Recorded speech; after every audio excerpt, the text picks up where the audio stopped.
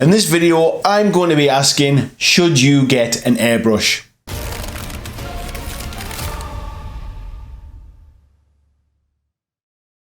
Hi folks, welcome back to the channel.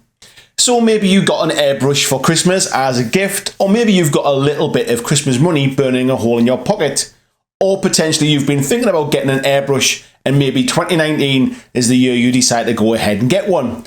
But the question is, should you get one? There's many reasons why people buy an airbrush. One is they live in a particularly cold climate, where actually during the colder months, it's not actually that easy to use a spray can to prime their miniatures. So getting an airbrush in those instances is more about being able to continue to hobby through the cold winter months than using it for kind of the tool, I guess, that most of you would consider it for. Certainly when I got mine, I thought that it would save me bags of time, that I'd be able to prime all my miniatures really quickly, when actually in reality, you probably prime miniatures faster using a rattle can than you do with an airbrush. Because by the time you set it all up, by the time you spray them and then clean it out again, it probably doesn't save you any time. Now that said, it actually does save you money.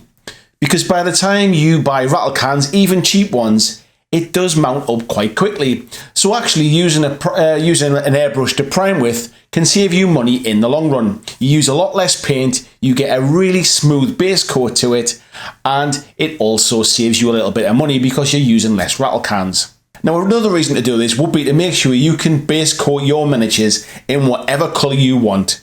And certainly this is the case. However, again, you can now buy rattle cans in many colours. Companies like Games Workshop and Army Painter do a real coloured range of primers now. So actually, if that's the reason, maybe you should reconsider again. Now again, that said, you can colour in any colour you want. If you own that coloured paint, you can prime it with an airbrush, or certainly you can base coat with it in an airbrush, I should say.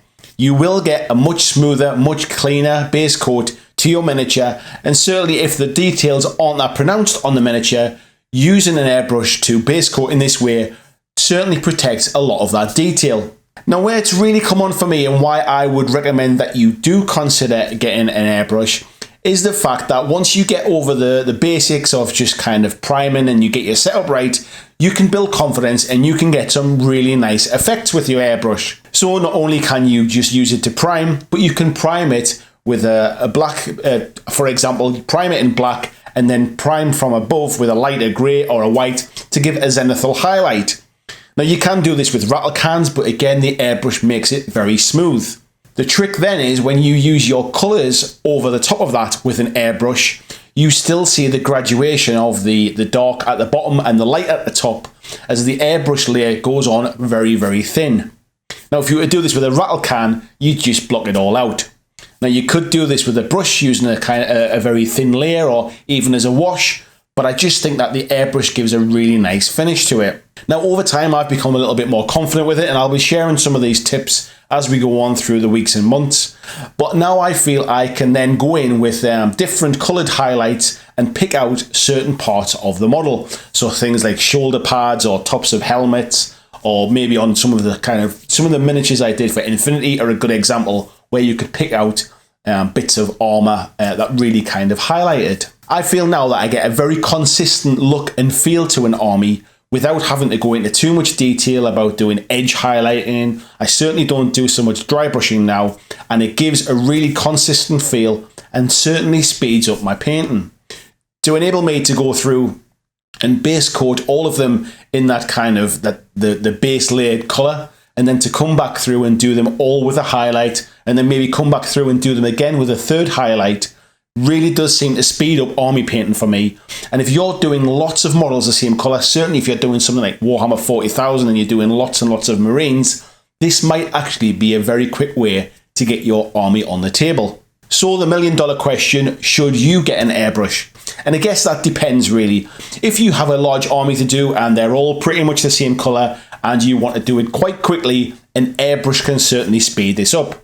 If you're painting something like miniatures for Malifaux, for example, where there are very few miniatures the same, maybe it's not quite the one for you. You can certainly use an airbrush to paint them, but you'll probably spend more time cleaning it out and switching and changing colours that actually it probably won't save you that much time. It will give you a nice thin layer to your colours, but it probably won't save you too much time. As for the cost of an airbrush, you can get them relatively cheaply, really. I would recommend getting a compressor with a tank, as this does seem to keep a nice constant flow rather than pulsing with a constant with a compressor without a tank, for example. And some of the airbrushes that you get with these cheaper kits, it's a mixed bag. I personally got a pretty decent one, and I used it for the best part of probably 18 months now before I upgraded to a branded airbrush. And I'll come on to that later on this month of what is the difference between a cheap airbrush and a better quality branded one. That said, some do come with very poor quality airbrushes, and actually those ones you seem to have to replace pretty quickly. The needles aren't particularly very good. It's not a very smooth action. So it can be a little bit hit and miss. So don't forget, if you do buy a compressor with an airbrush, you may have to factor in replacing your airbrush pretty quickly. So think of an airbrush as just another tool, just like a brush. You won't be able to do your entire miniature with it, but it can give you some really nice effects and can speed things up if you're painting big armies, which are pretty much one standard colour. Let me know down in the comments if you use an airbrush, if it's something you're thinking about purchasing. Have you bought one and you never use it? I'd love to hear what you think, and then we can have a chat about it and I can use some of those examples in future videos. Thanks very much for watching, and I'll see you in the next video.